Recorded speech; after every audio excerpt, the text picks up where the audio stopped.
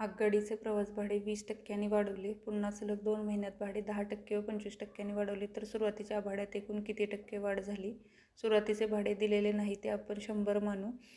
टक्केवारीतील वाढ 100च्या पटीत असते म्हणून 100 गुणिले 120/100 गुणिले 110/100 गुणिले 125/100 भाग देऊया. वरच्या 2 शून्याला खालचे 2 शून्य गेले, वरच्या 2 शून्याला खालचे 2 शून्य गेले. 25 चोक 100, 25 पाचा 125, 4 एके 4, 4 त्रिक 12, 3 गुणिले 11 गुणिले 5.